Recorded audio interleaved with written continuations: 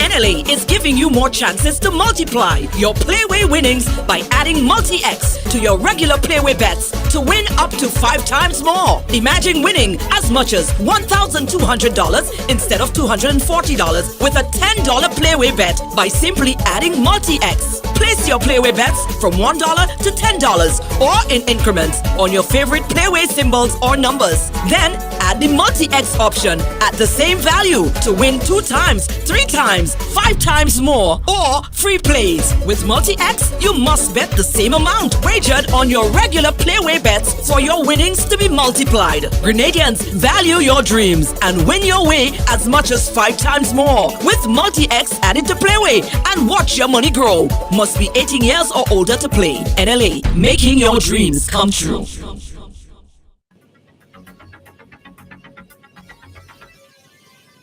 Yeah.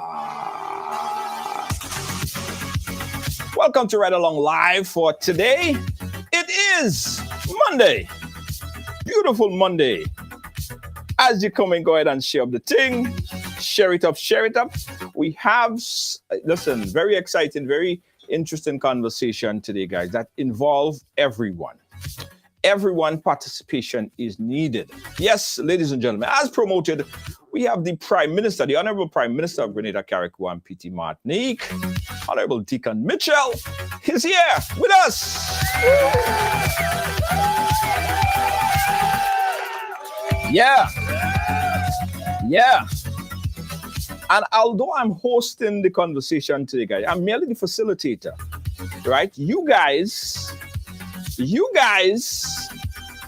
are actually given the opportunity to also send in your question or call in your question to the Honorable Prime Minister. So I'm merely the facilitator here today. Okay, all right. So let me share. Hey, Shirley Ann, how you doing? Big up yourself. Oh, guys, let me also tell you, and this, we did not discuss that with the Prime Minister as yet, right? It's a complete surprise. So we are also going to be during the program, you're going to see this pop up on your screen. This is an approval rating system, right? This is a real-time approval rating system. So if you are totally approve or you approve of the work that the Prime Minister is doing, you're going to press the heart and keep pressing that heart and the approval rating is going to go up. And of course, if not so much, then you press the thumbs up. So this is the approval, the Ride Along configured approval rating system. Again, if you approve by the work that the administration is doing, you're going to press that heart. Yeah, press that heart and invite folks to press the heart. And if not, you're going to press the thumbs up. So that's how the approval rating system is going to work today. All right? Okay. Thank you. Also, before we start with the Prime Minister, let me also say that I want to thank you, Ride Along fans, supporters, well-wishers, everybody. Today, we got some great news that the platform has just recorded its 10 million engagement for the month. For one single month, we were able to engage over 10 million viewers worldwide. And this is amazing news. Amazing news. So thank you. If you watch, you share, you're a part of this platform in any way, we say thank you. We owe this all to you. Gratitude is a must, and we thank you so much. Again, guys, remember the approval rating system. So far, it's at 86%. Let's see how it goes. Let's bring in the man of the hour. Let's waste no time. And welcome the Honorable Prime Minister of Grenada, Carriacou and Petit Martinique, the Honorable Dickon Mitchell. How are you doing, sir? Well, thank you for having me, and a pleasant evening, afternoon, night, morning, wherever you're 10 million plus. Yeah. Dickon, 10 million, 10 million, Congratulations to you, and congratulations to the viewers for obviously helping you achieve this milestone. It's obviously an incredible achievement, so congratulations. I'm doing fine. Nice. As you say, welcome to the 10 million engagement platform, Honorable Prime Minister. Oh man, listen, as I said, I'm merely going to be the facilitator on this platform here today because there are so many viewers that have so many questions for you. We put this out and everyone had questions. We have thousands of questions. Well, not thousands. We have hundreds of questions. I doubt we will not be able to get to all of it, but hopefully we get to some of the most important ones. All right. Sure. All right. So before we start, Honorable Prime Minister, how are you doing? How was your day? How is everything going so far? I'm doing good. It's Monday, so it's cabinet meetings and lots of meetings with permanent secretaries following cabinet meetings. So this is my last engagement for the day. So I'm doing good. Good. Okay, well, we feel we pull our viewership and they're interested in a number of different topics. So today we're going to talk about economic development, of course, education, healthcare, environment, infrastructure, tourism, foreign relation, security, and social welfare. Those are some of the questions that we will be, or sections that we'll be talking about today. Before we go into that, Mr. Prime Minister, it's almost 1 year since you presided over Grenada, became the Prime Minister of Grenada, Carriacou and Petit Martinique, or Petit Martinique, Carriacou and Grenada. How has it been so far in this almost 1 year? It's been good. I think it's been an exciting time. I certainly feel very encouraged that I made up my mind to get involved in public service. I think all of my ministers feel the same way. It's been a lot of work, obviously. We are satisfied that I think we've done a lot of the things we said we were going to do. But more importantly, there's a lot more work to do. And we want to obviously continue to encourage Grenadians to support us, to support each other, and to work together to help build this lovely island called Grenada. Yeah. What have been some of the challenges thus far? I think the main, for me personally, I think obviously I'm transitioning from the private sector where decision making, I think, is just straight out simpler. And obviously you're in the public sector, which has, I think, a lot more factors to feature in, from budgetary and fiscal restraints to having to ensure that you have multi-party consultations before decision making is enacted. And oftentimes the other challenge that I think we found is the state of the public service itself. I think when we came in, there was a lot of disillusionment, a lot of disenchantment. As you're aware, you have established workers, you have a lot of acting persons who are in acting positions, you have a lot of contracted employees, many of whom worked for the same salaries for a long period of time. You have unestablished workers, so you have a mixed bag. And so you have to be able to work through that and at the same time motivate people to want to come to work and want to serve the country. So I think that is part of the challenge that we're working through. We've started addressing it, obviously, with things like the pensions payment, with the bi-monthly payment, with the move to begin the process of regularizing workers, with making sure that we were able to quickly begin and conclude collective bargaining agreements with the teachers, the police, the prisons, etc. So that's part of addressing the human resource part of it. But it hasn't always been, it's not just always challenges. I think the truth is, we have found that the vast majority of the public servants, I think, want to work. They want to be motivated. I think they want to be treated fairly. And I think they want to, in fact, help build the country. So part of what we have to do is, in fact, motivate them, give them the opportunity to contribute, listen to their advice, their suggestions, and ensure that we are all on the same team and it's not them against us. So as much as there's been a lot of challenges, I think the reality also is that we found that people actually do want to help with the transformation agenda, and they're looking forward to being part and parcel of that process. Yeah. We also polled the audience, and one of the things that is top of the agenda that people would like to understand and just try to understand what's happening is the increase in violent crime, right? We've seen over the past months or so an increase in reported robberies with firearm and other type of crime with firearm. What is your administration doing in terms of eradicating or at least trying to fix that problem? Right. Well, I want to start first by saying I think it's often tempting whenever there's a violent crime for us to say that there is an increase in violent crime without actually looking at the statistics. And I think we have to bear that in mind without making blanket statements that there are in fact increases in violent crime or increase in crimes with firearm. So that's the first point. But second, yes, we've had a few isolated incidents involving the use of firearms, one in Carriacou, one in St. John in particular, which led to homicides. And I want to talk here first and foremost, I think, about our approach to the issue of firearms.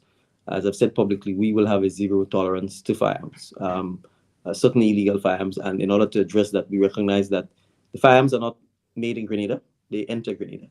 So we recognize that, one, we have to beef up our own external security at our ports of entry, whether it's the seaports, the airport, or frankly, our shoreline, where illegal firearms can come in. And so beefing up our Coast Guard capabilities is one such approach. Ensuring that we are able to procure and install scanners that can scan everything that comes through our seaport in particular is critical, because people are importing guns through barrels, containers, etc. And we have to make sure that we can detect and confiscate such illegal firearms. Secondly, we are working with our external partners through the OECS, through CARICOM, and crucially through the United States, because most of the guns that finds their way in the Caribbean, in CARICOM and in Grenada, are in fact manufactured in the US.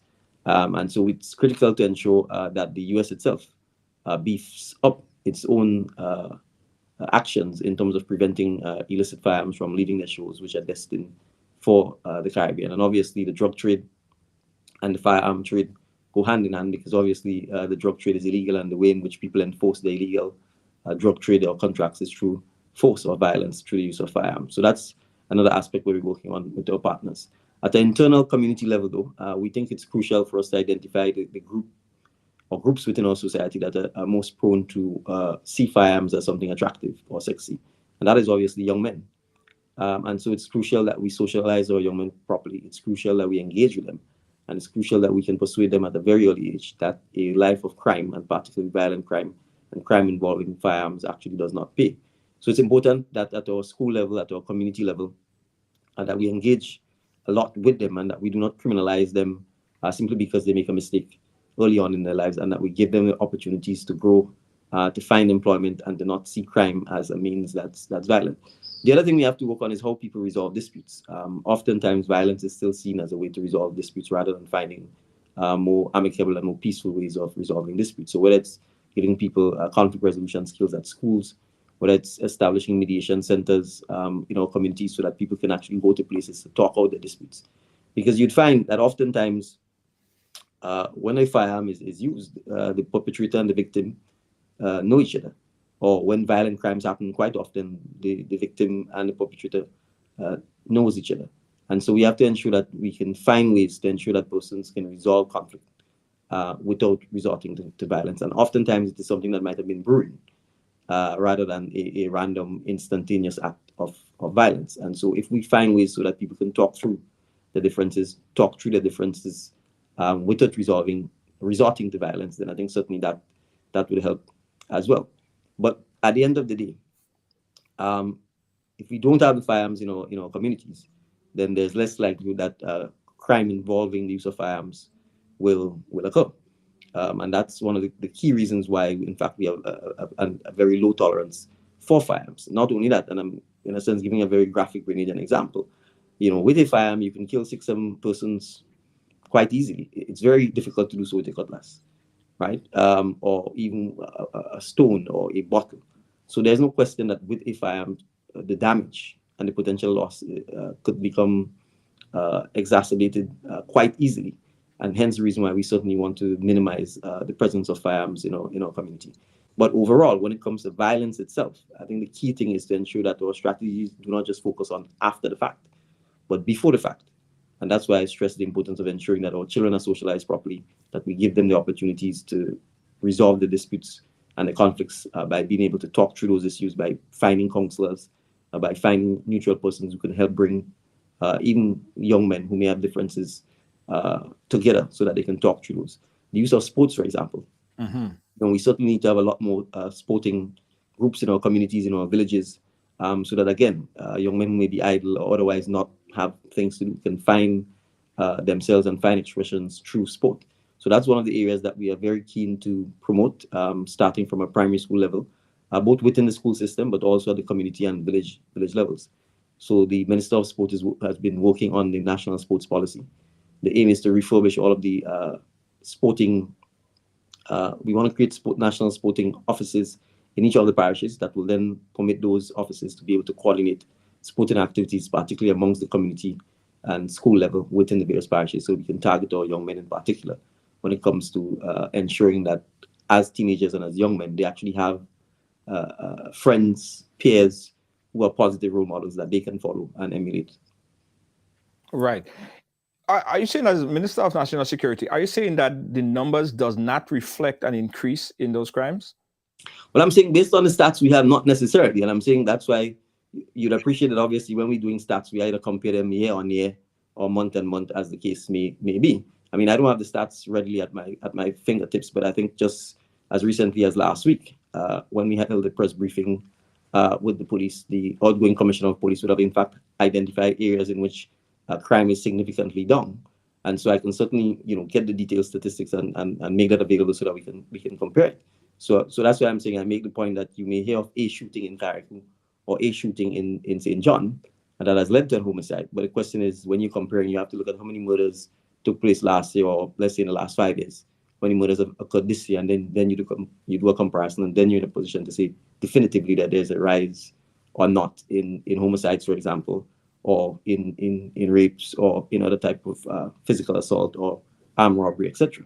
So it is not just because there's a report in the media of incidents or particular incidents that we can jump to the conclusion that there is. But is it safe to say an increase in the presence of firearms, say whether it is being used, or say not used in a crime, but being confiscated by law enforcement? Are we seeing an increase in those crimes? And well, the presence of the firearm. Yeah. So as I said, I don't have the statistics with me at my fingertips. I can certainly get back and do it, and that's why with data you want to be careful. I certainly can tell you what the police has been doing. They've been ratcheting up their efforts to ensure that they confiscate, detect, find, and confiscate firearms. So if that has been successful and has led to more confiscations, then obviously that's a good thing. But I can't tell you statistically off my head that there's more firearms in the country than there was, say, a year ago or 2 years ago. Right. What about the laws on the books, right, as it relates to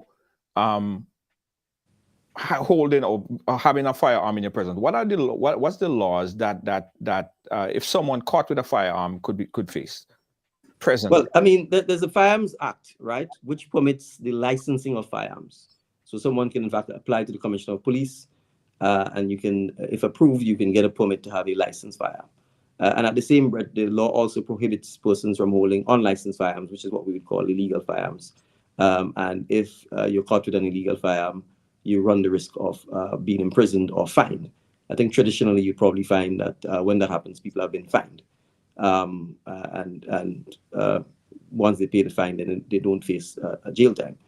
We are considering reviewing the legislation to see whether or not stiffer penalties should be imposed. I would just make this one caveat that as legislators, we can pass law, we can see what the minimum or maximum sentences are, but the actual act of sentencing is still left to the judges and the magistrates. I mean, if we do amend the law and impose stiffer penalties, obviously it will be a policy signal that we wish to send, that we would have zero tolerance for illegal firearms. Obviously, at the end of the day, it would require the judiciary to interpret that and to give the appropriate sentence for convictions of illegal firearms. But I certainly think as a society, we should have the conversation, and I hope most of the society will agree with me, that in a small place of 110,000 people, if you want to preserve our safety, that firearms really has no place. It's not part of us. It's not part of who we are. It's not part of our culture, and it's not something we should encourage. And honestly, I don't know of countries that have a high proliferation of firearms that don't end up in a situation where people are not being killed. And you're in a country, which is perhaps the worst example of that, where with the proliferation of firearms, you have people being executed and killed daily from firearms, whether they're licensed or unlicensed. People are dying all the time from the use of firearms. That's not the kind of thing we want here. And it doesn't take far for us to see what can happen. I mean, we can point to St. Lucia, which had multiple killings over a 3-day period, which led to Grenada and the rest of the OECS countries having to supply additional law enforcement personnel through the RSS to help our brothers and sisters in St. Lucia to bring calm to some of the areas that were impacted. That's not the kind of thing we want in Grenada or in any other OECS island to be repeating itself. And it is firearms violence. It's not someone chopping someone. You know, it is essentially gunplay taking place. Yeah, well, I say that because recently Jamaica has taken like a zero tolerance approach to firearm, where the Prime Minister came out publicly and said that anyone caught with a firearm, they could face as much as life imprisonment. Very harsh. I don't know if it's enacted, but he made that statement. To me, I'm thinking that a bold move like that would discourage the next would-be person on the street for even holding a firearm, even they know that the penalties would be so severe. Yeah. So is there more that the legislators could do, like how Jamaica is I mean, basically speaking out against the Prime Minister is speaking out against the severity of penalties. Is there more that the legislators could do at this point? Well, no, certainly. As I said, in terms of reviewing the existing Firearms Act, we certainly can review the act and can, in fact, go to Parliament and pass legislation that significantly increases the penalties associated with illegal firearms. There's no question about that. That's certainly something we could do. And as I said, from a policy point of view, we are certainly reviewing the act to make a determination on that. Yeah, certainly something that you could do. Is it something that the administration would do in a short time? Right. Well, I'm saying we're reviewing it because, you see, I don't want to give the impression that there's a one solution to this issue. That would simply be part and parcel of a wider approach to how we ensure. Because remember, the mere fact that something is illegal, the mere fact that people may face significant consequences, i.e. life imprisonment or jail time, doesn't mean that it wouldn't happen. So I think what we and at the end of the day, what you want to do is in fact discourage people from getting firearms in the first place. So that's why I'm saying it has to be a package approach, and it wouldn't simply be a single solution. So yes, reviewing the Firearms Act, yes, looking at enacting stiffer penalties are something that we're considering. I can't tell you definitively right now the timeline by which we will want to consider this, but I can certainly tell you that we will be taking a much more holistic approach to how we look at violence first and foremost, and then second, gun-related violence. Absolutely, absolutely. Guys, we have a range of topics that you guys said that you would like to talk about. That was just one of the topics that people are very, very concerned about. Another very important topic that people are concerned about is healthcare. All right, yes. Healthcare. What's the vision of the administration for improving healthcare services and facilities on the island? All right, so I think it's a multifaceted approach. I think we've talked about one, the need to build a brand new state-of-the-art teaching hospital that also encompasses medical tourism. That's one, and the reason for advocating that model is the current situation with healthcare in Grenada is that the government has a budget, and that budget is used essentially to fund the entire healthcare system in Grenada. So a healthcare system is an expenditure model based one. To a large extent, it's free in the sense that for the most part, the people who go to and access our health centers or medical centers at the hospital, for the most part, do not have to pay for the service. The challenge with that is it means people who can pay are not paying. It means people who cannot pay obviously can't pay. And so we depend largely on taxpayers to fund our healthcare system. That system is clearly broken because our nurses and doctors and other related medical professionals, frankly, are not paid properly. And our facilities are not maintained properly. And there are challenges with procuring the necessary medical supplies because it is all expenditure driven.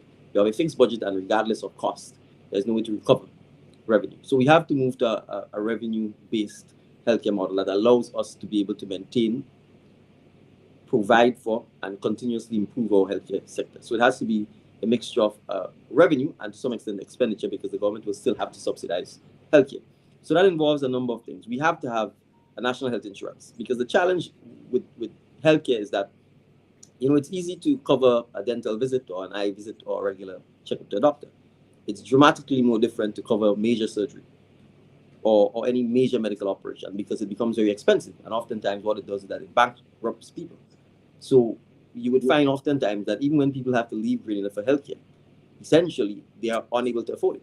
So you find a lot of Grenadians either going around trying to raise funds, or they're writing to the government for assistance, or they're writing to donor agencies to help them, etc., etc., etc. And a lot of that comes from the fact that there is no insurance to pay for it. So if we had insurance, certainly for the major medical type situations, it certainly would ease the burden on many of our citizens. But we recognize that the way insurance works is that you have to be able to pull the insurance, pull the resources together. And that's why we need a national healthcare system, so that everybody is contributing towards it, on the understanding that if you get ill, you will then be taken care of, if not totally, but at least to a significant extent, so that you do not become bankrupt. Because recall, certainly as an adult, if you have a major medical issue to deal with, it means you can't work, right? If you held up in hospital for a month or for 2 weeks or 3 weeks, it means you can't work. And if you can't work, it means you run the risk of you're not asking, you're not in a position to earn revenue. And outside of sick leave and so on, which again sometimes does not cover you for your full income, you're already at a disadvantaged position. So we certainly need national health insurance to be able to allow us to buffer that. So we feel that if you have a state-of-the-art hospital that allows, one, people in the diaspora to feel confident that they can retire in Grenada, or that they can spend longer periods of time in Grenada, they can come back to Grenada, then it means they will bring their income to Grenada.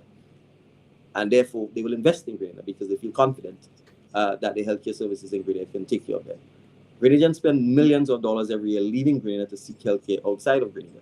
If we can retain that income inside of Grenada, it certainly means that right there is a basis for the revenue generation that we need to maintain our hospitals. But if you can't provide the services, then it basically means people are going to keep leaving. So we have to be able to provide the services. And let's face it, if a single Grenadian has to migrate to get medical care, assuming he doesn't have a family member to live by, he has to pay the taxi, he has to pay the hospital that he's going to, he may have to pay a hotel, and if a family member is accompanying them, all of this expenditure has to be spent as well. And so you're talking here sometimes a multiple of 3 or 4 or 5. Mm-hmm. It may very well be easier to hire a specialist and fly that specialist in to Grenada to have him conduct the same surgeries that 4 or 5 Grenadians would leave and have to spend 5 times multiples of 5, because you have to have hotel accommodation, etc., etc. Right. As compared to flying the specialist in, if we have the medical equipment, we have the hospital facilities, etc., that the care can be delivered here. So from where we sit, the model certainly makes sense to reverse the model and have it being driven more by revenue. We have St. George's University present.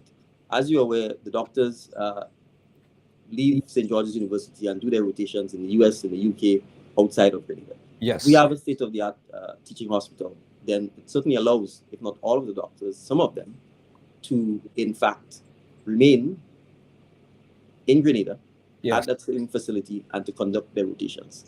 What it means is then, one, you then have a lot more, at least, doctors, even if they're doing internships, who are available to the Grenadian public. So right there, accessibility becomes more affordable and more evident, because you have more doctors who are staying on island to do the rotations, and so they're available to the public. Yes. 2, if the doctors are staying longer in Grenada, it means they spend an additional 2 years in Grenada, they spend more money here, they help to drive the economic development here. So there are obvious advantages to doing so. Now, on the human resource side, we obviously have to train a lot more doctors. We obviously have to train a lot more nurses. And so that's an investment that we need to make significantly, because if we're going to open a new facility in a couple of years' time, we certainly need the human resources to facilitate that. And therefore, it would mean a significant investment in our doctors, a significant investment in our nurses, a significant investment in training new doctors, new nurses, certainly on the condition that we are looking to beef up the quality and quantity of healthcare practitioners that we have in Grenada. But we may also have to accept that we may have to import doctors, particularly specialists and so on. And I would say the first pool and the first area that we can start would be the several hundreds of Grenadian doctors and nurses who are currently in the diaspora, and who I'm sure, if given the assurance that there is that vision which we'll implement, will be prepared to come back to Grenada, because many of them do have family members and probably oftentimes left purely because they could not survive on the pay that they were getting. So I see someone is asking you, what's the plan to replace the mass exodus of nurses leaving Grenada? And I want to put that in context and say it's not a 1-year fix, right? Nurses are leaving all over the world. I think the UK has a chronic shortage of nurses. The US has a shortage of nurses. Yeah. Right? So we appreciate that we can't compete necessarily financially with some of the larger countries. But I think what we can certainly do is to develop a system where we can pay our nurses at a more competitive rate, where we can pay our doctors at a more competitive rate, on the assurance that we are turning the model of healthcare into a more revenue-driven one, so that we can say to them in 3, 4, 5 years, this is the vision, this is where we're looking to go, and we want you to be part of that vision that I just articulated. Now, as you are aware, we took the bold step of, in fact, paying all of the nurses in Grenada, whether you're a nurse, whether you're a nursing assistant, an additional $500 per month, every month for 2023. I think that, in a sense, is an indication of our commitment to saying to our nurses that, in fact, we value their services, and we certainly want them to remain in Grenada. We know some are still going to leave. That's natural, and persons are free to pursue what they may perceive as greener pastures elsewhere. But I often say the pasture is only greener because you are watering it. And for us to make the pasture greener in Grenada, obviously, we collectively have to water it. But healthcare is not just a government issue, right? And I want to emphasize this. The government is an inanimate thing. It's a human being who needs healthcare. And all of us have to work together to try and ensure that we make our healthcare system better, but also that we put less pressure on our healthcare system. And the less pressure comes from us being healthier. Yes. And so primary healthcare, preventative healthcare is key. And that starts with us. That starts with ensuring that we are not overweight. It starts with us ensuring that we exercise. It starts with us ensuring that we don't abuse alcohol. It starts with us ensuring that we are active and that we're active with our children. It starts with us ensuring that we eat healthier, that we eat more plant-based food. So if we're able to do so, that we take care of our oral health, the blood brushing and flossing of our teeth, ensuring that our children do so. So both individually, community-wise, and school-wise, starting with our children. If we start there, it certainly means that there will be less pressure on our medical stations, on our health centers, less pressure on the hospitals. So that is an integral part of what we need to do. So our primary healthcare system and educating ourselves about our health and making sure that our lifestyles promote healthy lifestyles is key as well to improving healthcare in Grenada. Because if you get to the stage where you need dialysis, it means to a large extent your healthcare is failing already. If it gets to the stage where you need to be amputated, it means that your healthcare is almost beyond redemption. And then the drag on productivity, because it means oftentimes someone else has to take care of you, or spend considerable amounts of time taking care of you, so they themselves can't be productive. And that's part of the challenge we face. So it is not just the post disease or post sick stage that we need to address. We also need to address the preventative stage and ensure that we lead healthy lifestyles as well. Yeah, absolutely. Guys, we're talking here with the Honorable Prime Minister, Honorable Dickon Mitchell. And of course, as I said earlier, we have an approval rating score that you guys are able to vote by reaction. So we had 75% approval rating. Guys, anybody could vote on this, right? Your vote would be only counted once, right? So if you approve of the work of the administration, you press that heart. If you're not so satisfied with your work of the administration, you press that thumbs up. And you could continue to press that throughout the duration of the program here, all right? So 76% approval rating thus far throughout all platforms. We are on several platforms, and it's taken into consideration all platforms, YouTube, Facebook, everyone. Well, not Facebook, not YouTube, but Facebook, all platforms on Facebook, all right? So we had 83% approval rating thus far. Let's see how it goes throughout the program. Prime Minister, there was media reports recently that there were a lack of medical or medication at the hospital. Can you address that? Yeah, well, I've heard the media reports as well, and I think the issue was raised in Parliament as well. And as the leader of government business had indicated there, from time to time, and certainly I think part of the challenge that we inherited is that you find the suppliers were not paid, not by this administration, right? And so you naturally find whenever there's a change in administration, people sort of wait to see what happens, bearing in mind that you had suppliers who had not been paid. And so what the administration has been doing is essentially working out to ensure that these suppliers were in fact paid so that they could resume a regular supply of medication to the hospital. So that is really what I could say to that. Certainly from my perspective, and I think from the Minister of Health perspective, we will obviously do everything under our administration to ensure that suppliers are paid regularly on time and to ensure that the procurement process for all supplies is smooth, and that we can ensure that there's always sufficient quantities to treat with whatever ailments people need at the hospital or the health centers.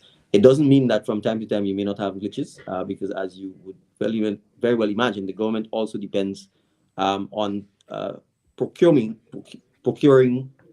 supplies through some of our partners on island and through part of the OECS regional procurement process. So from time to time, you may find that there are glitches there that may impact the quantity of supplies we have. But outside of that, as I said, certainly from our end, we will do everything to ensure that at all times the supplies are adequate. In Parliament, they were mentioned that there was so many. There was a lot. I can't remember what the opposition, the numbers that the opposition said, but then I believe someone on the government side said it was about 6 different medication. What is the total? What is the? Well, I can't answer the question because I don't have the specifics. I think it was the Honourable MP for St. Mark who said she could provide the list. She didn't. I don't know whether subsequently she supplied it to the leader of government business, but I think the leader of government business would have indicated that he'd spoken to the Minister of Health, and that's the information he had. So I don't have any additional information specifically in relation to whether it's more than 6 or whether it was less than 6. Right. Okay. All right. So we'll follow up on that because but I can certainly have the Minister of Health, if necessary, address the issue. Right. Okay. So we're in a situation right now. We're seeing an increased amount of dengue cases. Right. Does the government or the medical facilities have sufficient medication to treat for dengue symptoms? Well, again, I can't answer that very specific question. I think the Chief Medical Officer and the Minister of Health will be better placed to address it. But I think certainly you would see that it was the Chief Medical Officer who highlighted, based on their tracking and paying attention to the diagnosis that was being made, that an increase in dengue had been observed. I think they also were tracking it based on the geographical location. And I think the Chief Medical Officer would obviously have highlighted to people the importance of ensuring that given that dengue is spread by mosquitoes, what we need to do to minimize the risk of this happening. So, but I would expect certainly that given the fact that the CMO and so on have been able to track this, that the Ministry of Health would obviously be taking the necessary steps to make sure that it can cope with any potential widespread outbreak of dengue. Okay. Someone asked this question here in relation to health tourism. I remember seeing Angus Friday speaking about it, and I was very impressed by his presentation. Is that something that is imminent, that we are looking, or in short order, the government might be looking to see how they could implement that? I know it's not like it could happen tomorrow, but is that a focus of your administration? Well, yes, and I think when I talked about the vision for a teaching hospital together with medical tourism, or what you call health tourism, that is precisely what I was speaking about. But it's not just health tourism from the point of view of a hospital that can cater to the needs of tourists, but I think it's to the wider context that Grenada has significant tourist features that could be exploited from a health tourism point of view. Grenada is one of the few places where you can go in 5 miles and go from white sand beaches to mountain range and waterfalls. Grenada is a very peaceful country. We've got sulfur springs. We've got a number of attributes, I think, that can certainly help us to exploit the health tourism. So whether it's yoga, whether it's meditation, that sort of aspect, mindfulness, all of those aspects that people look for. We certainly think Grenada has the opportunity to do so. But we think underpinning that would have to be, in our view, a state-of-the-art medical facility that can, in the event someone, for example, was here and something dramatic happened to them, that you want the assurance that, in fact, we have the medical facilities to take care of them. So I think to that extent, in a more traditional, classic medical sense, you want the state-of-the-art facility to ensure that you can promote that aspect of medical tourism. But in a more nuanced sense, in a more new age sense, you certainly want to be able to exploit things like spas, alternative treatment, herbal medication, mindfulness, yoga, those kinds of things as part of the tourism product that you can sell. Just even the safety of Grenada. We may take that for granted, but I would tell you this, living in a place like Trinidad is a stressful thing. That's the reality. It's stressful because of the crime situation. So you want to be able to sell Grenada as an alternate to a stressful life. If you live in a big city, if you live in a city that has crime or violence, that gives you anxiety, etc., so that you can come to Grenada and completely de-stress, be able to rejuvenate because it's safe, it's peaceful, it's clean, and you can have the benefit of the waterfall, of the mountain tops, of the Grand Dance Beach, or some small remote beach that you could hike to a trail and get to, or going to Carrick and doing the scuba diving, that sort of thing. So I think health tourism is not just, you being able to get a tummy tuck or cosmetics surgery, but also all those other aspects. And I believe when the concept of Pure Grenada was in a sense coined, it probably was meant to address some of that. So we certainly have to do, I think, more in terms of exploiting that aspect of our marketing and boosting that side of our tourism. Absolutely. Guys, again, we're chatting here with the Honorable Prime Minister, Honorable Dickon Mitchell. Let's take a quick commercial break and we'll be right back. Don't move. Grenadians and Friends of Grenada, the National Democratic Congress Support Group Canada cordially invites you to a gala event with the Prime Minister of Grenada, Carriacou and Piti Martinique, the Honorable Dickon Mitchell, Saturday, July 1st at Bellevue Manor, 8083 Jane Street in Concord, Ontario, with cocktails from 6 p.m. and dinner at 7:30, featuring live entertainment, delegation speakers, and more. Ticket donation is $250. Proceeds go to the establishment of a party resource center in Grenada. Tickets are limited. The Honorable Dickon Mitchell, Saturday, July 1st at Bellevue Manor, 8083 Jane Street in Concord. For tickets and information, please call 647-859-4142 or 647-242-9256. Of course, for the family in Toronto, this is coming up July 1st. Can see you guys there as well. Guys, this is as much my conversation as it is yours, so the phone line will be open shortly, so you could call and ask your questions. Chatting here with the Honorable Prime Minister Dickon Mitchell, and the approval rating now stands at 85.27%. And we keep going, guys. Invite, tag, share. We want to give us your honest look, honest feedback on the approval rating of this administration. All right. Let's see. I am getting some calls. I wasn't planning to take it yet, but let's see if we could do that right now. All right, Honorable Prime Minister, we have a few calls that's going to be coming in because I really wanted to invite our viewers to chime in. Okay, we got a call. Caller live, where are you calling us from? Hi, good afternoon. I'm calling from Jamaica. Jamaica, go right ahead. I'd first like to hi to the Honorable Prime Minister. First, I'd like to congratulate him and his team and the government. I must say I'm happy and I'm pleased that I voted for them. I see that the plans that we voted for are coming to fruition. Some are taking a little longer, but I understand why.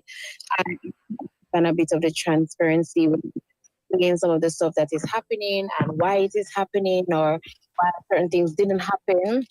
I appreciate that. I've been trying to ask a question, which I'm not sure the Prime Minister can answer, but why did we move from the Isle of Spice to Pure Grenada? I'm not sure if Pure Grenada is effective.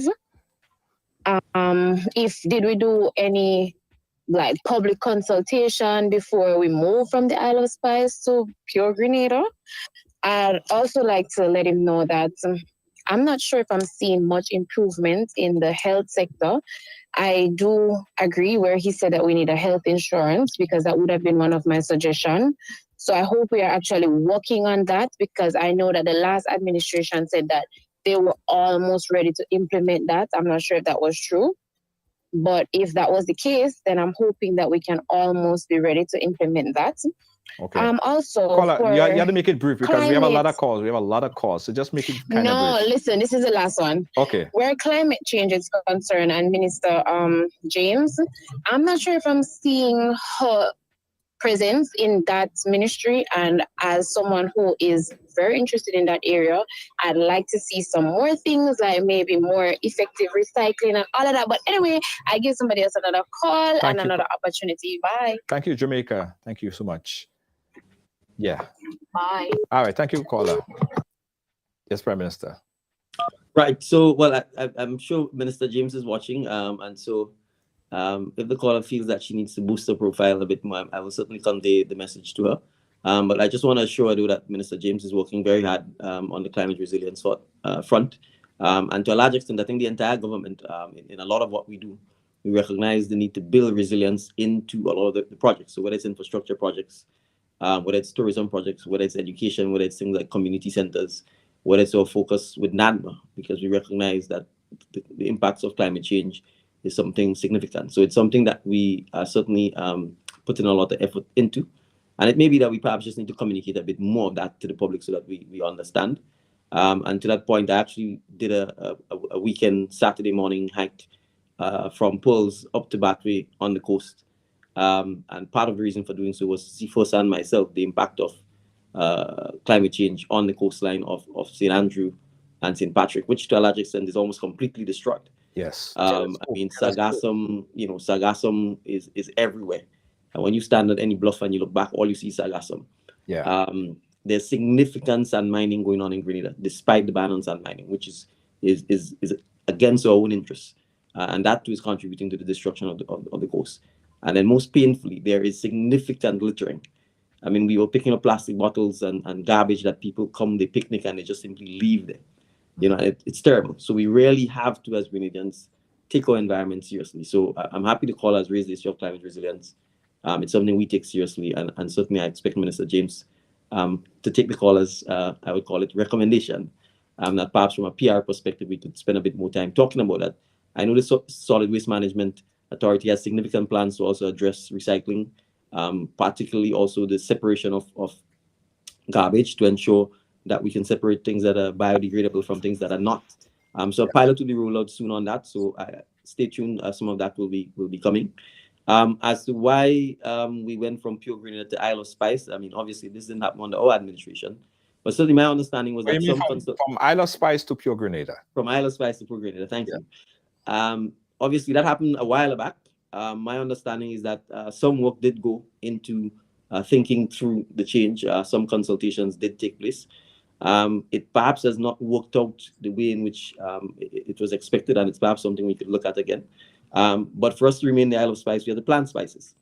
We have to get, remember, Ivan wiped out the vast majority of our spices. And that's why we campaign on a spice replanting program, because we recognize that it's critical for us to, in fact, replant our spices. That is something the Ministry of Agriculture is working on.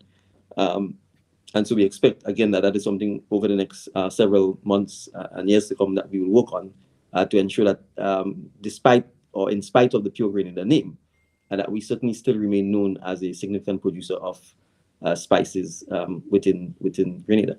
And so finally, on the national health insurance, yes, we are working assiduously to continue that project. I think it was derailed to some extent by COVID-19 because the focus sort of went to a large extent on COVID.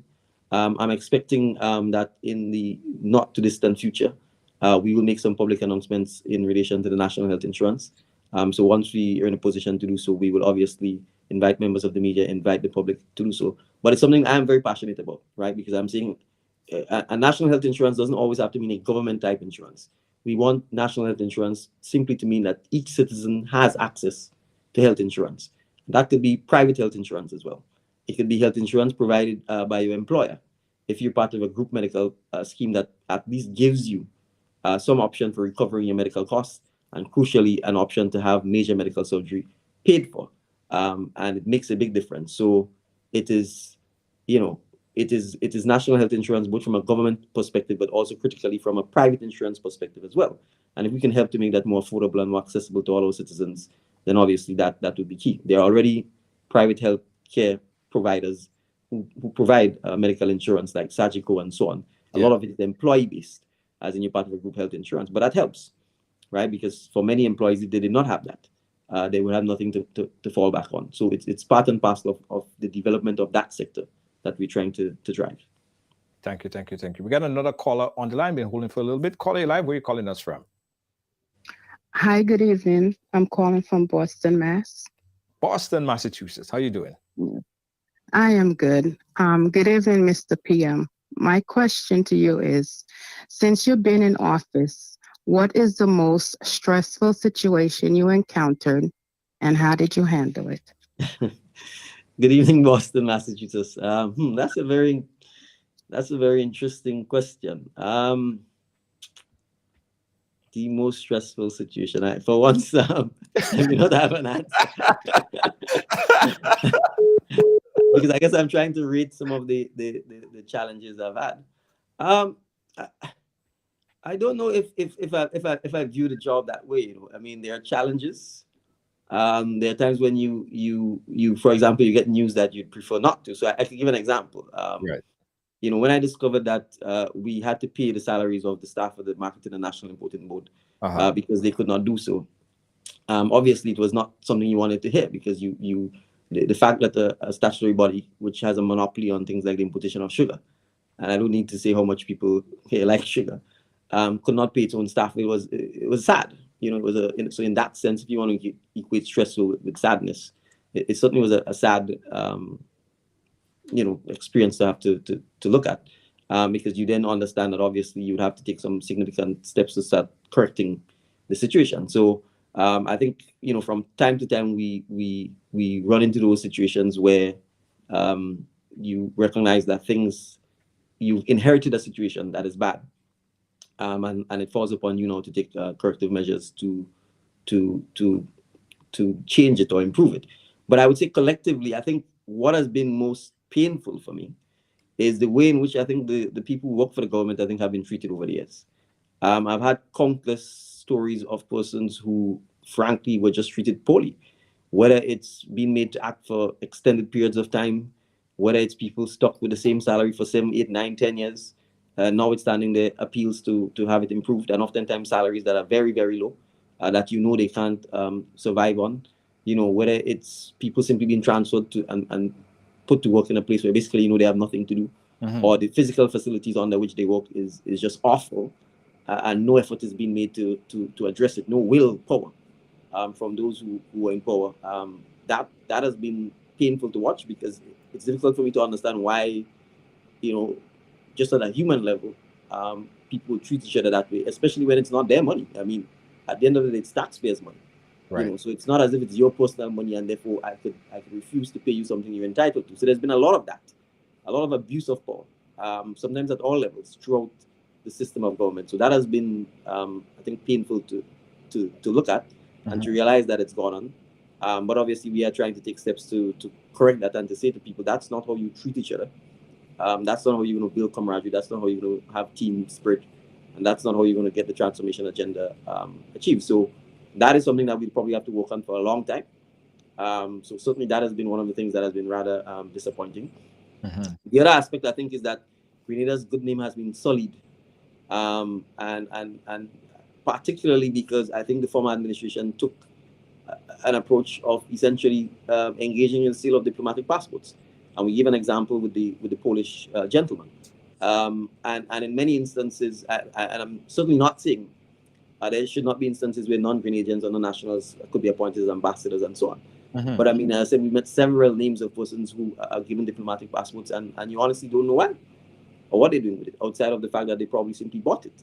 And that has consequences for Grenadians as a whole, because it means you are threatening the integrity of Grenada's sovereignty. You are threatening sometimes our partnerships and relationships with other countries. And I'll give an example. As you're aware, because of the way in which the same former administration completely mishandled the offshore banking sector and that prior era, visas were slapped on Grenadians traveling to Canada. And we've not been able to get that lifted up to now. So that is something that has cost us. And so to me, the fact that they would take this sort of careless, reckless attitude with our sovereignty and with the way in which they seem not to be mindful of the consequences it may have on regular Grenadians is also something that has been painful for me. So I give those 3 examples because I see them more as challenges rather than as stressful. But it's only 1 year, Yeah. and I'm sure that I'd be tested in many ways more than one over the next 4 years. So let's see.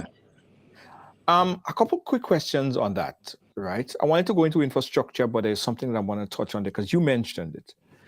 You spoke about the $150,000 that your administration had mentioned a couple months ago, and how one set of money went one place and the other went to the other place. What is the current status of that? Because we haven't heard anything. Is there an investigation? What is the status? I mean, from the government's end? Yes. Well, I mean, from my end, there was no investigation. The facts were laid clear. We clearly said what happened, right?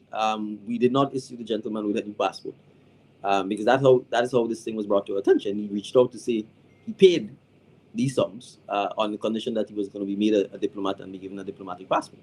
And we asked him to verify it, and he verified, in fact, and it was quite clear that the sums were paid. As I said, paid to the New National Party and paid to the government of Grenada. And therefore, it was quite clear to us what this was, given the time when it was happening, that it was campaign contributions to the New National Party. And the balance of the money was paid to the government of Grenada, right? So that's clear. We indicated clearly to the gentleman we would not be refunding any money to it, and that we would not be issuing with any passport. I believe there might have been a lawyer letter written on behalf of the gentleman threatening legal action. I don't think anything further, as far as I'm aware, has happened since then.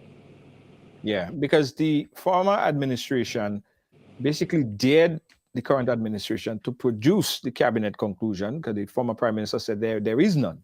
There could be none cabinet conclusion that stated that. Is there a problem releasing that cabinet conclusion to verify, or is that a process of but I don't need to do that. It's quite clear. We released the receipts, which showed how the monies were paid and who the monies were paid to. So I mean, and those were released to the media. So I mean, that's clear. I don't have to debate about this. So I'm saying the reality is, they promised the gentleman that he would be made a Polish diplomat and be issued a passport, and told him to pay monies. They told him how to pay it. Pay a certain amount to the New National Party. He clearly paid it. Pay a certain amount to the Treasury. He clearly paid it. Right? If you add the two sums up, you will know what you would get. If you separate the two terms, you clearly see what was paid. Right? Almost the same amount. Almost, just a little bit less, was paid to the New National Party as was what was paid into the Treasury. That's it. Right? So any talk about anything else, there's not really talk about. That's the facts, right? And they have not denied that this money was received by the New National Party. And I think really what the journalists should be asking them is what they use the money for. So that's really what happened. So where we were from the government's perspective, obviously the important thing was to ensure that no such passport would be issued to any such gentleman in those circumstances. Right. Okay. The visa restriction, you spoke about that, you touched on that. Yes. Is there any possibility that we might see a reversal in that policy from Canada? Is the government working on that to reverse that policy and the visa restriction in Canada? Well, we have been working on this. I expect that the Canadian Foreign Minister would in fact be talking about Canada has just recently conducted a review of its visa requirements or visa waiver requirements, certainly as it relates to OECS and CARICOM countries. The ambassador has communicated to me what their position is, but out of deference to them, it is their position, not Grenada's position. Obviously, I would wait for the Canadians to make their public statements on it, and then thereafter I will comment if necessary. Right, because you did say that was the policy before, but there's a new administration, new sheriff in town, new policies, new way of dealing with it. No, certainly we are advocating as much as we can to ask the Canadians to reverse the imposition of visas on Grenadians, but ultimately that's a decision that they have to make. We will continue advocating and continue trying to persuade them that there really is no significant risk to Canada from the waiving of visa requirements. But outside of that, it's not just the visa requirements. As you're aware, you have to do biometrics. And currently, Grenada does not have a visa processing center, or what they call a VAC center. And so Grenadians are required to fly to Trinidad or fly to St. Vincent or St. Lucia, which have VAC centers. So from where we sit, even if the visa requirements remain, it would be nice to have a VAC center here so that Grenadians can do the visa processing here without having to incur the additional cost of flying out to the country to do it. We do have a commitment, I think, from the Canadians, however, in the interim, to have more frequent visits of their technical team to Grenada so that they can take the biometrics from Grenadians without the Grenadians having to leave Grenada. So we do have that commitment from them. Nice. And I know that you're going to be in Canada in a few weeks. Yes. That would be good. I know the folks in Canada, if you're watching the folks in Canada, you will be able to meet and greet the Prime Minister firsthand there when he makes his debut visit to Canada as the Prime Minister of Grenada. Looking forward to that as well. Let's move on to the infrastructure. I know time is crunching on us, so we want to get to that part. Recently, your government was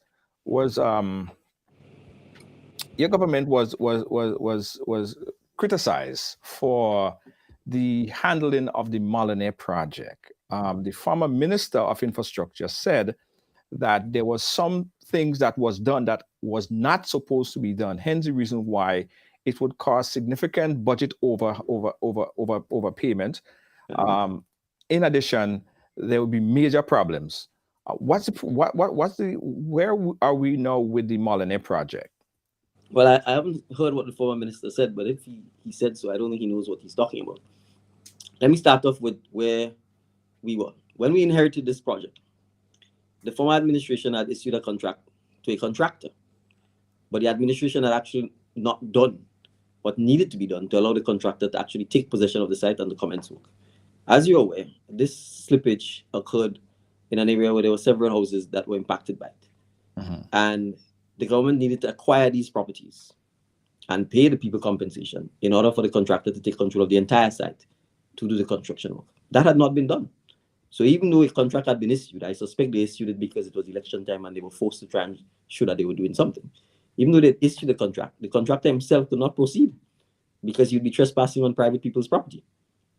So the various homes that were impacted had to be acquired, right? And it was this administration, through particularly the work of the Minister of Mobilization, Implementation and Transformation, who went about engaging in the several discussions, negotiations, and eventual agreement with these persons to agree on compensation and to agree on the acquisition process to acquire those sites. So that obviously had to be done first. After that was done, then the contractor took possession of the site. This government subsequently would have obviously proceeded with the same contract that had been awarded so that the contractor could commence work. The minister may or may not be aware, but I'm sure he is aware, that after the work commenced, there's a major Nawasa water line that runs through that area. Major Nawasa water line. And that pipe broke. And obviously several gallons, if not hundreds of gallons of water would have emerged on the site. Now, if anybody knows anything about the site is extremely unstable. It is why you had this problem in the first place, right? And so that water situation would have made it worse. And so as a result of that, the folks at the Ministry of Infrastructure and the contractor and the ministry's engineers would have had to take action to rectify the situation. So it clearly meant no work would commence until the Nawasa pipe was renovated and in a sense replaced and put in a position where the work could continue, so that the pipe itself could not be damaged. And the pipe obviously needs to continue functioning to supply water to the south of the island. So subsequent to that, the engineers at the Ministry of Infrastructure would have made a determination to, and let me explain this. The original design, which was done by Beston, did not contemplate interfering with the hillside. Right. Yes. Because the hillside was unstable. They took the engineering design or did it in such a way that they felt they should leave the hillside without interfering with it. Yeah, that's because what that's not, right. it should not be touched. That hillside should not have been touched. Right. No, that's their engineering design. Now, after the Nawasa pipe broke, the Ministry of Infrastructure made the decision that they had to touch the hillside because they probably felt they needed to try and find some alternative solution to the situation. And that is why they would have gone into the hillside and would have engaged in the excavation and would have been attempting to bench the hillside. While this was going on, we had internal discussions as to what were the best options. And what we did we would have asked Beston, who did the original design, to come back to the site to look at what had been done and to address the situation and look at whether or not re-engineering or redesigning of the site was not necessary. And we've engaged them. They've gone about that process. They've engaged with some of the Cuban engineers who are at the ministry, as well as our own folks at the ministry. And after several rounds of discussions and debate, they've proposed a revised, if I may call it, new design. Mm-hmm. And therefore, what we are seeking to do is to address three things: the construction of the road, 1, the stabilization of the hillside, 2, and the stabilization of the what I will call the bottom side, which is the area between the sea and the road itself. Yes. Because let us remember, it is the area between the sea and the road itself which first crumbled, and then subsequently the road itself collapsed, right? So this means we have to ensure that we stabilize the hillside, that we construct the road, and that we can also stabilize the bottom side. So I'm not an engineer. I'm not going to obviously get into any engineering, suggest that in any way that I will argue with engineers as to what the best options are. But what I will say to you is that as recently as last week, we had Beston here together with the Ministry of Infrastructure presenting the design, not just to us at the Ministry of Infrastructure.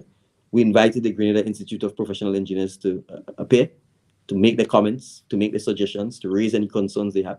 We invited the Planning and Development Authority to do the same. So all I'm saying here is that we are not, we at the Ministry of Infrastructure are not going to pretend that we know it all. And even when we retain consultants to do the design and so on, we are happy to have those consultants present the designs to relevant stakeholders, to have them give their input. And from all indications, I think everyone is accepting that, in fact, the redesign is superior to the original design that was made. Because let's face this fact: although the original design did not contemplate touching the hillside, it doesn't mean that the hillside may not have come down. Because if the hillside is unstable, it's unstable. Right. And what might have been holding up is the vegetation. But it doesn't mean that with heavy rains, it may not have come down, in light of the fact that the bottom had already moved, and in light of the fact that you have heavy equipment on the site. And once you have heavy equipment, you have vibrations. Yes. So there still was and is a risk. And when I toured the site the very first time with Beston, they highlighted that the risk was from the hillside. And although they had not designed, their design did not contemplate touching it, they recognized that risk remained. So really and truly, what we are seeking to do is to mitigate, in a sense, all of the risk: the hillside risk, the bottom side risk, while at the same time trying to get the road built. And let me remind you, there's probably been more action and quick action since this administration has taken over in relation to Molyneux, and we are telling the people what is going on, than for the entire year and a half, almost 2 years that the site sat there, and we had no clue what was being done in terms of ensuring that we can get it rebuilt. Right. The former Minister Cox also mentioned about the firing of a contractor, hence the reason why he believed that things went helter-skelter after that. I don't know what he's talking about. Sorry, I don't have the contractor has not changed. The contractor is the same contractor. Okay. All right. Well, that's good for contrast because, again, I don't have the clip to play it back, but I remember hearing something. I remember hearing that mention in the, I stand corrected, but I do remember him saying that, but I'll pull that clip up and put it out there so that I could make clarification on it. But I believe that that was mentioned. All right. Prime Minister, how are we looking on time? I think we've got about, I was told 1 hour, so I think we are about 15 minutes gone, so we probably have another 15 minutes to wrap up. Okay, great. So your approval rating stands at about 81 currently. Guys, you could still continue to vote at just by pressing the heart if you are in full approval of the administration. Again, anyone could vote wherever you are.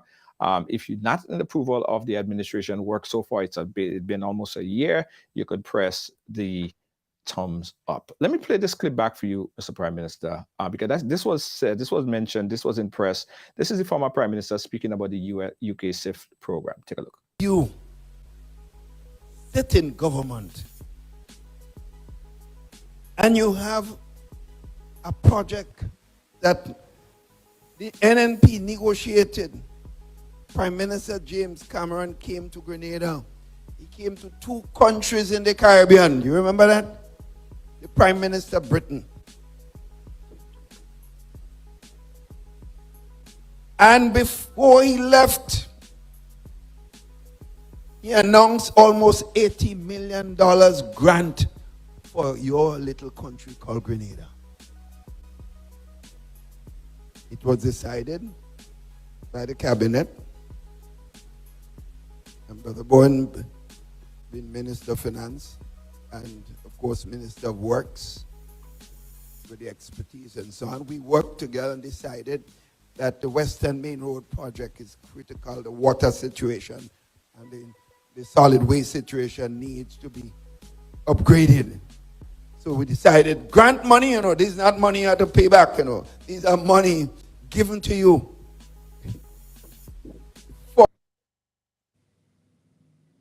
I don't want to play back the whole clip, but essentially the former Prime Minister was saying that your administration basically lapsed on the project.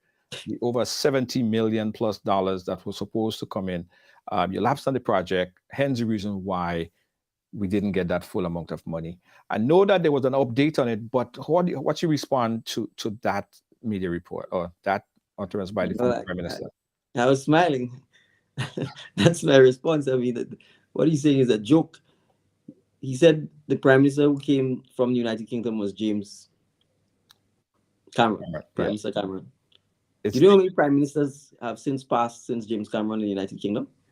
You know how much that should tell you the length of time that has passed since this money was made available, and how the former administration did absolutely nothing. They did absolutely nothing. It's actually, is it David Cameron or James Cameron? David Cameron. Right. He said James Cameron, but he said James. David Cameron. Right. They did absolutely nothing. Right. So as I said, you could come to David Cameron was the UK Prime Minister when they had Brexit. Right, and he resigned subsequently. You can go through the number of British Prime Ministers that have had. That's probably an indication of how much time has passed since the administration sat and did absolutely nothing with this project.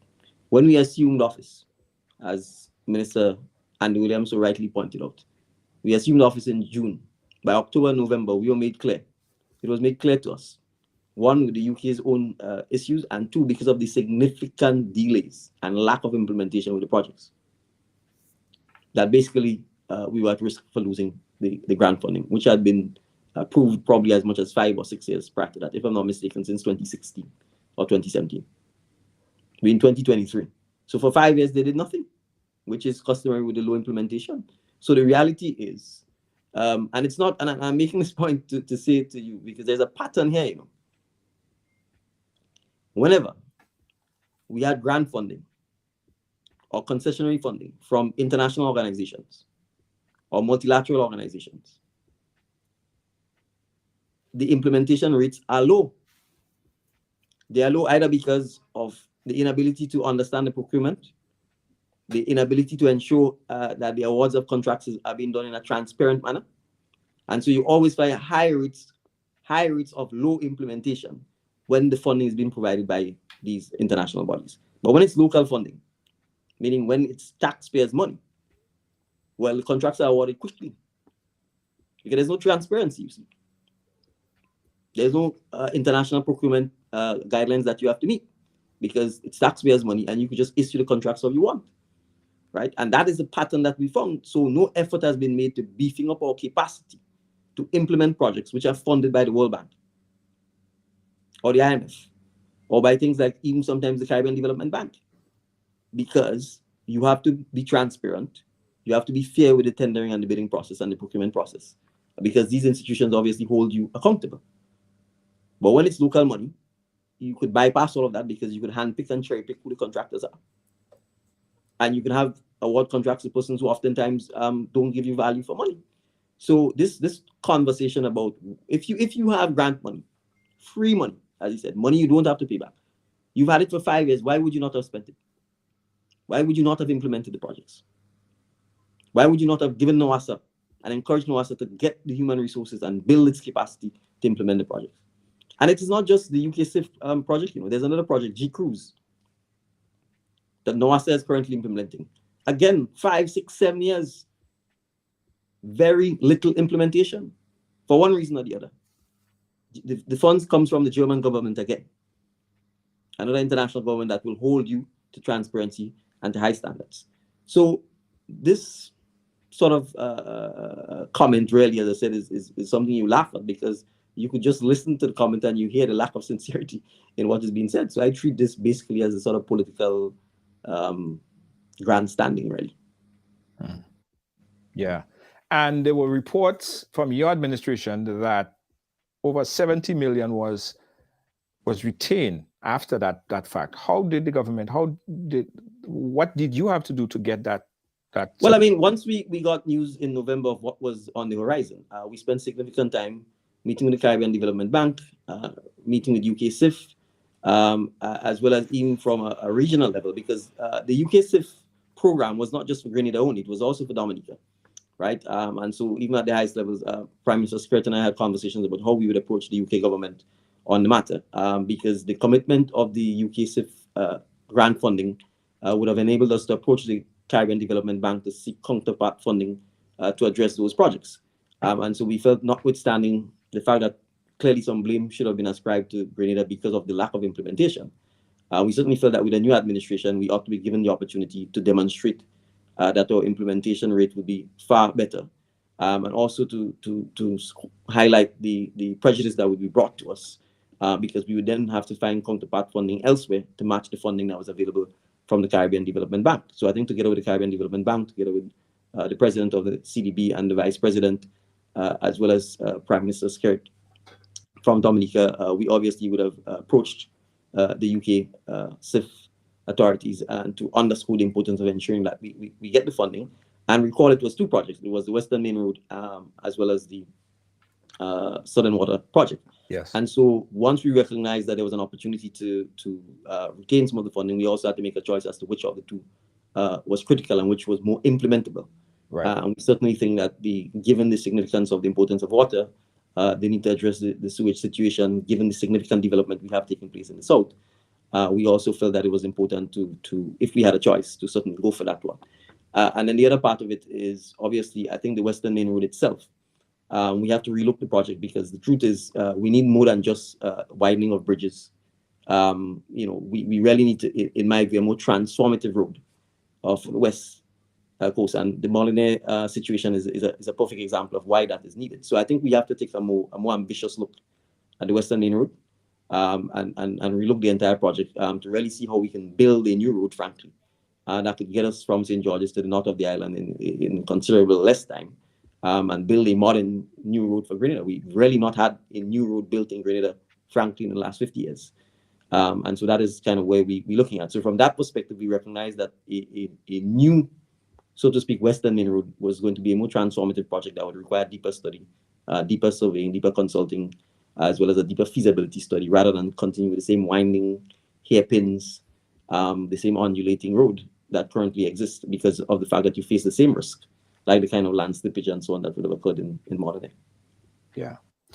Prime Minister, we got the last commercial break, and the last 5 minutes, when we come back, last 2 or 3 minutes or so, I want to find out a little bit about your thoughts on the year that just passed.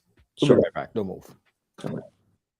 When your choice, class, and taste says luxury, visit JTS Luxury Home. With our spring into summer sale, all overstocked items must go. We stock a wide assortment of modern furniture, bedding, and home decor. This sale runs into midsummer or while stocks last. JTS Luxury Home, 467 Thomas Boylan Street, between Pitkin and East New York Avenue in Brooklyn, where opulence meets affordability.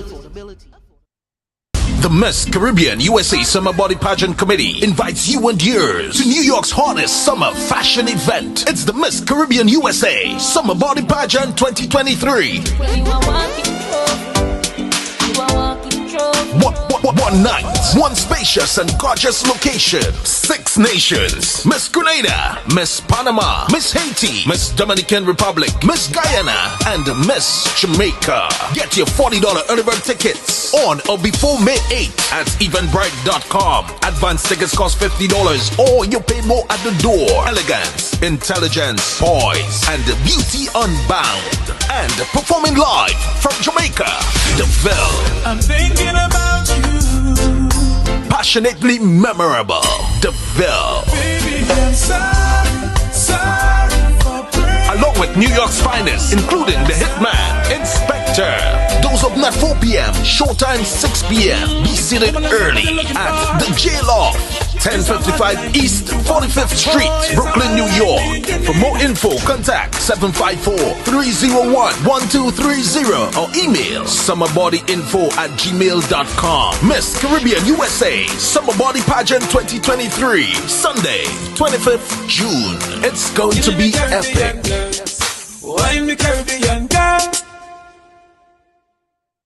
Also, guys, let me tell you quickly about the Amazing Colors Monday Night Mass. If you're playing Monday Night Mass in Grenada, it's all about amazing colors. You can get your packages right now at mnngrenada.com. That's mnngrenada.com. We have limited package, guys. Monday Night Mass with amazing colors. Get your packages now. Yeah. All right. We're back again, guys, with the Prime Minister of Grenada, Honorable Dickon Mitchell. Could you believe that it is almost a year? It is. No, the time has flown by for sure. Yes. What I said, just put it into perspective for me, right? What has changed in your life in this year? I mean, everything. Yeah, everything has changed. Granted, leading up to the campaign, once I got involved in public life, I kind of recognized my ability to practice law would be virtually zero, but I didn't expect it would happen that dramatically. Right. I think literally from the 1st of November, certainly between November and December, there was very little practice. And then once we got into January, I kind of recognized I had to go back to my staff and at the firm and say, I'm kind of sorry, but I didn't think I'd be saying goodbye this swiftly. Wow. But it does look that as if I'm not going to be able to practice at all. The one promise I made and I kept was to, and I spoke to him today, one of my staff who'd been with me throughout the process actually became a lawyer in June of 2022. And so I actually had the privilege and honor of calling him to the bar, I think on the 21st of June, 2 days before the elections. Wow. So I was actually looking back at the photos. So that's the last time I actually did anything closely resembling the practice of law, which is to call another lawyer to the bar. And I spoke to him today and I was saying, his anniversary is coming up, and he laughed and said, so 2 years. So obviously that has changed dramatically. That's one obvious aspect of it. The second thing is just getting used to the fact that you're not an anonymous person. You can't go somewhere without someone recognizing you or speaking to you or talking to you or wanting a photo. So clearly that part, but it was happening before, but now obviously as I hold the office of Prime Minister, it's a bit of a duty and obligation as opposed to when I was campaigning, I was leader of NDC, but I had no official public role. So that clearly has changed as well. Obviously the traveling on state business, that too has obviously changed a lot. So it's on a personal level, you have to get used to having people around you all the time. And therefore I kind of say when you leave home, you have to have your game face on all the time. So there's that. But then just the challenge of, I would also say being patient, because I think coming from the private sector, I could be, you results oriented. And so obviously in the public sector, it's not always like that. So managing my own expectations of how quickly things will improve, and I guess managing the public's expectation of how quickly things will improve is also part of what we have to deal with. The other aspect I would say is, I'm encouraged because I have a lot of people, sometimes complete random strangers, calling to say they're praying for me, Yes. or they're praying for the government. There's a lot of that. So we do have on the 23rd of June at Lassages, well, culminates at Lassages, but the 23rd of June, we want it to be a day of national prayer, culminating with a candlelight vigil at the Lassages playing field, where it kind of all began, a year ago. So we're going to invite the public to come out with your candles, preferably not those that actually have a live flame, because we want to be safe. Yes. But come out, there'll be a lot of singing, a lot of praying, a lot of devotions, and just being grateful for the fact that, we've seen through the year, in a sense, relatively uneventful negatively, but I think very eventful positively. And I say this because, for me, the most gratifying aspect of this job is actually children. I never really anticipated me getting involved in politics would lead to, from 2, 3, 4-year-old kids to teenagers to young adults basically walking up to me. And yesterday at Lassages, I attended church service there, and after the church, there were a group of young girls, and one of them said to me, she asked this question: how does it feel being the Prime Minister? And after I answered, she said, you know what? I'm going to take that prime ministership from you. And I shook her hands and I said, I'm ready to pass on the baton.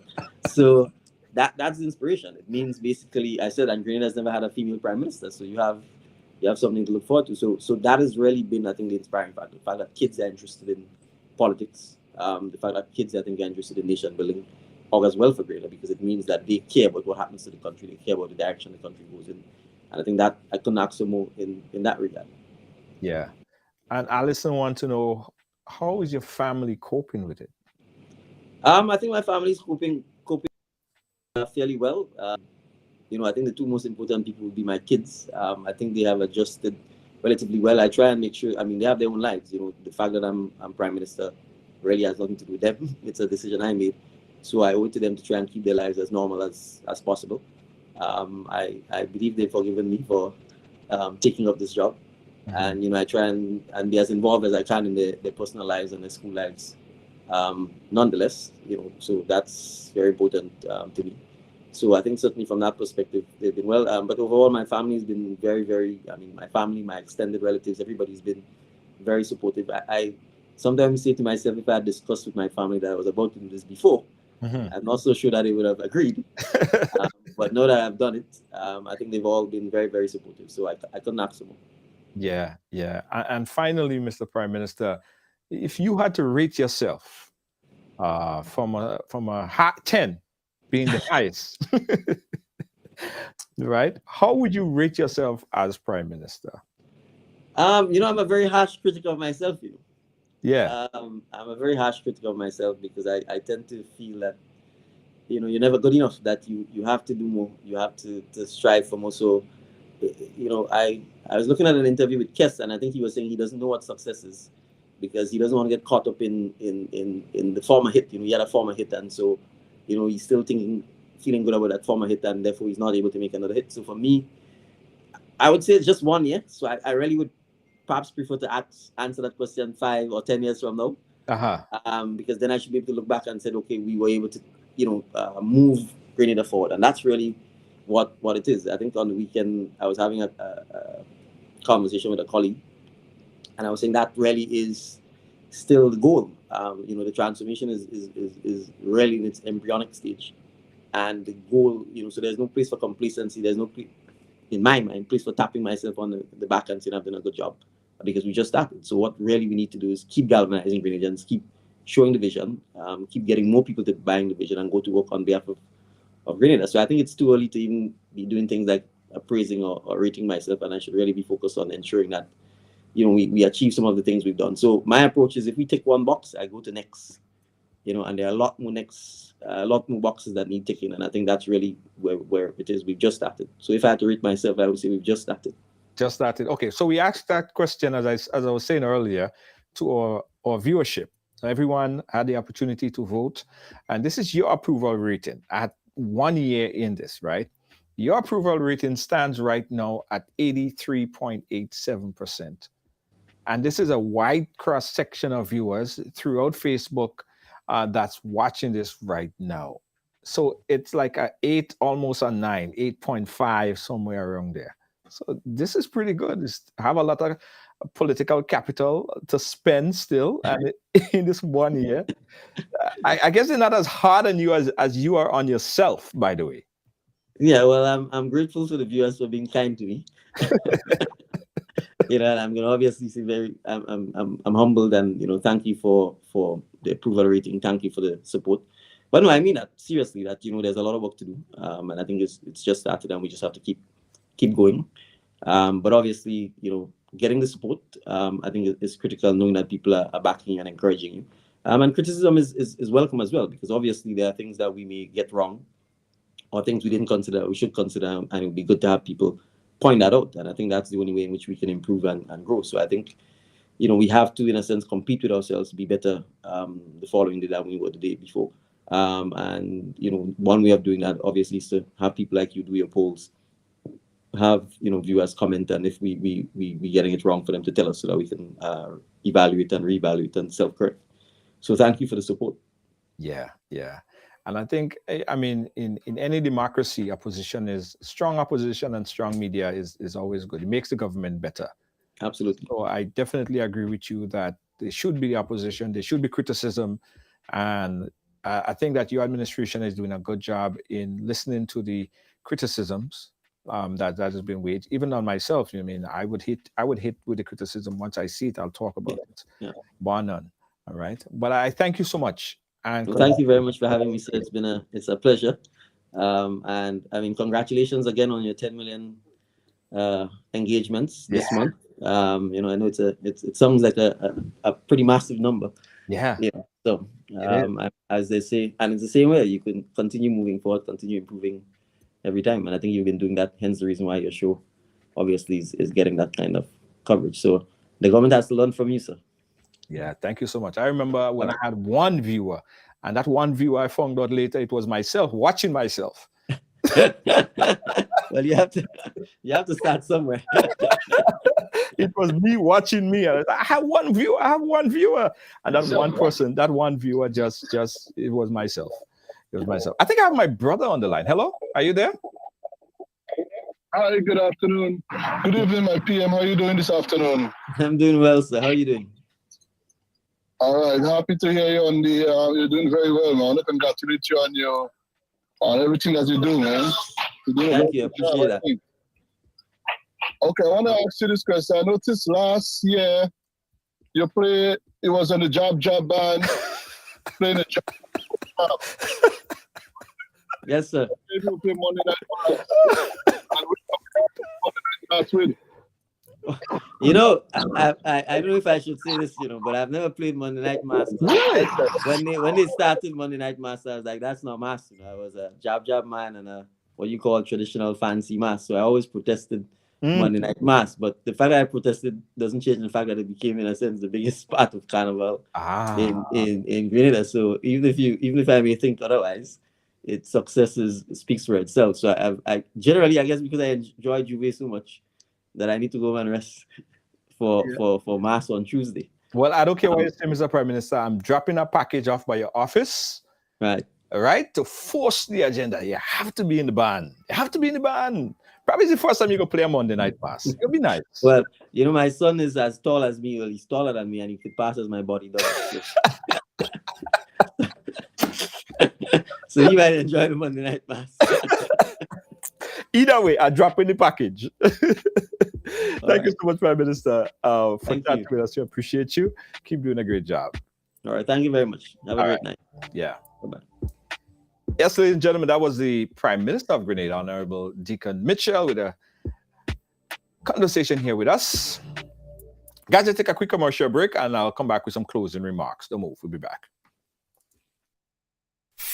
Grenadians and Friends of Grenada, the National Democratic Congress Support Group Canada cordially invites you to a gala event with the Prime Minister of Grenada, Carriacou and Piti Martinique, the Honorable Dickon Mitchell, Saturday, July 1st at Bellevue Manor, 8083 Jane Street in Concord, Ontario, with cocktails from 6 p.m. and dinner at 7:30, featuring live entertainment, delegation speakers, and more. Ticket donation is $250. Proceeds go to the establishment of a party resource center in Grenada. Tickets are limited. The Honorable Dickon Mitchell, Saturday, July 1st at Bellevue Manor, 8083 Jane Street in Concord. For tickets and information, please call 647-859-4142 or 647-242-9256.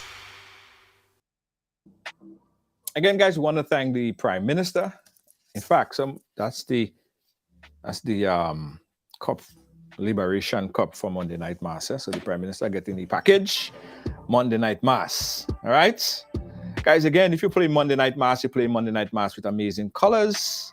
And we're forcing the Prime Minister to play Mass with amazing colors, guys. Package available now. You could get it at mnngrenada.com. And the Prime Minister said he'd like to play jab. Well, we have jab for him too. Yeah, we had jab too, man. We had jab. We have all sorts of jab. So get your jab package, get your Monday Night Mass package, and let's play Mass. If you've never been to Grenada for Carnival, you got to go down this year. The biggest summer festival, Grenada, Spice Mass. You got to check it out. All right? Get your packages now at mnngrenada.com. Yeah, package real sexy packages, Jen. Whoa, yo, yo. How the package sexy, so? We got the unisex t-shirt package, guys, for men and women. All right, so you get your unisex t-shirt package, or you could get your top and bottom and nice up the thing, sexy up yourself. It could be vibes. Monday Night Mass with amazing colors. Guys, if you have a business and you want to advertise and Ride Along Live, please inbox us. Let us send your business viral to the world. Because you know, as I said earlier, that we just got news today that Ride Along Live reached a 10 million plus engagement this month. I'm so happy. Make a shirt. Yes. Great. Fabulous. Amazing. Yeah. So if you want to advertise to reach our 10 million plus viewers around the world, give us a call. Inbox us. Let us send your business viral. All right.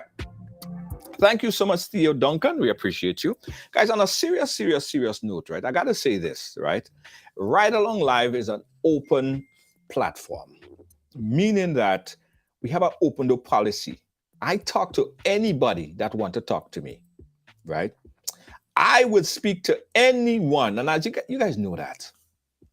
Me and Sobis sat in the car. We had a great conversation. Sobis wanted to talk to me. I wanted to talk to Sobis. Me and Sobis talk. So I would talk to anyone that's willing to talk to me. So I want to again appeal to members of the opposition. You have nation building ideas. You have something to speak about. Please, we have an open door policy. All right? Fun conversation.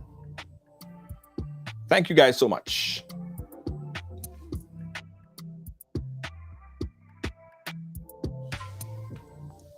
Yes. A big up to Bashik Carnival. BashikCarnival.com. Get your pretty mask costume for Spice Mask from Bashik. BashikCarnival.com. The NLA is giving you more chances to multiply your Playway winnings by adding MultiX to your regular Playway bets to win up to 5 times more. Imagine winning as much as $1,200 instead of $240 with a $10 Playway bet by simply adding MultiX. Place your Playway bets from $1 to $10 or in increments on your favorite Playway symbols or numbers. Then add the MultiX option at the same value to win 2 times, 3 times, 5 times more, or free plays. With MultiX, you must bet the same amount wagered on your regular playway bets for your winnings to be multiplied. Grenadians, value your dreams and win your way as much as 5 times more with MultiX added to playway and watch your money grow. Must be 18 years or older to play. NLA, making your dreams come true. When your choice, class, and taste says luxury, visit JTS Luxury Home. With our spring into summer sale, all overstocked items must go. We stock a wide assortment of modern furniture, bedding, and home decor. This sale runs into midsummer or while stocks last. JTS Luxury Home, 467 Thomas Boylan Street, between Pitkin and East New York Avenue in Brooklyn, where opulence meets affordability. Grenadians and Friends of Grenada, the National Democratic Congress Support Group Canada, cordially invites you to a gala event with the Prime Minister of Grenada, Carriacou and Petite Martinique, the Honorable Dickon Mitchell, Saturday, July 1st at Bellevue Manor, 8083 Jane Street in Concord, Ontario, with cocktails from 6 p.m. and dinner at 7:30, featuring live entertainment, delegation speakers, and more. Ticket donation is $250. Proceeds go to the establishment of a party resource center in Grenada. Tickets are limited. The Honorable Dickon Mitchell, Saturday, July 1st at Bellevue Manor, 8083 Jane Street in Concord. For tickets and information, please call 647-859-4142 or 647-242-9256. The best time I have for spice mask is plain mask with amazing colors. I love amazing colors. Always spectacular. Always amazing.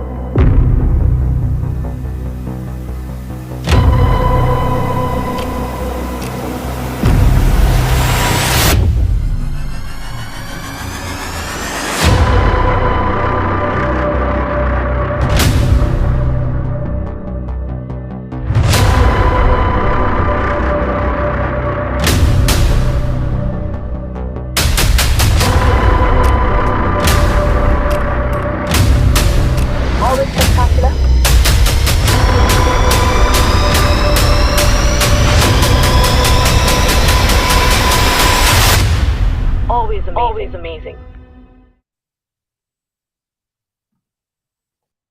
When your choice, class, and taste says luxury, visit JTS Luxury Home. With our spring into summer sale, all overstocked items must go. We stock a wide assortment of modern furniture, bedding, and home decor. This sale runs into midsummer or while stocks last. JTS Luxury Home, 467 Thomas Boylan Street, between Pitkin and East New York Avenue in Brooklyn, where opulence meets affordability.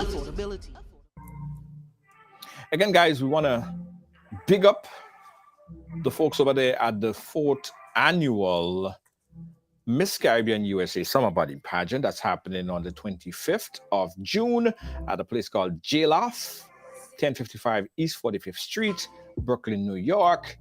Live performance by DeVille, Keisha Martin, and the Hitman Inspector.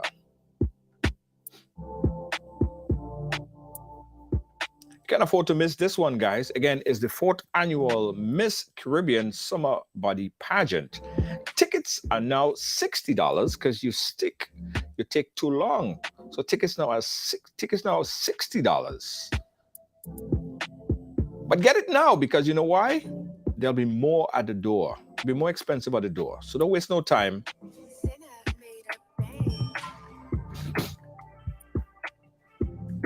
Get your ticket now. Good night, guys. On behalf of all of our production team here at Ride Along Live, we say thank you to our senior executive producer, Lois JJ. Our moderators, Kibbs, Deanne Fraser, and Gail Charles. Thank you, guys. I'll leave you with a brand new video, brand new song by Big Mitch. Just finished recording this music video. That was yesterday. So big up Big Mitch. This is his contribution for Spice Mass 2023. Good night. US money, Caribbean money, British money, What kind of money? Play job. Play job. $10 a tip, 20 from behind, 50 for a joke, and 100 for a wine. I say $10 a tip, 20 from behind, 50 for a joke, and 100 for a wine. I say play job, you go win the money. Play job. Play job, you go win the money. Play job. Play job, you go win the money. Play job. Play job, you go win the money. Play job. I come up with a solution to make the people whine. I deep inside me collection to bring back the Sultan style. I hear everybody saying that money run the world, so I putting up this challenge to every man, boy, woman and girl, because it's $10 a tip, 20 from behind, 50 for a joke, and 100 for a wine. I say $10 a tip, 20 from behind, 50 for a joke, and 100 for a wine. I say play job, you go win the money. Play job. Play job, you go win the money. Play job. Play job, you go win the money. Play job. Play job, you go win the money. Play job. Everybody gather, come and gather round. You could bring a partner to come and enjoy the fun. Man, it doesn't matter if you're black or white. Once you have some money, you could enjoy yourself tonight, because it's $10 a tip, 20 from behind, 50 for a joke, and 100 for a wine. I say $10 a tip, 20 from behind, 50 for a joke, and 100 for a wine. I say play job, you go win the money. Play job. Play job, you go win the money. Play job. Play job, you go win the money. Play job. Play job, you go win the money. Play job. $10, Play job. $20, $50, Play job. $100, $10, Play job. $20, $50, Play job. $100, $10 a tip, 20 from behind, 50 for a joke, and 100 for a wine. I say $10 a tip, 20 from behind, 50 for a joke, and 100 for a wine. I say play job, you go win the money.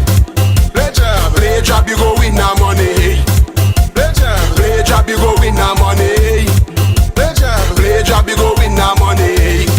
Play job. I come up with a solution to make the people whine.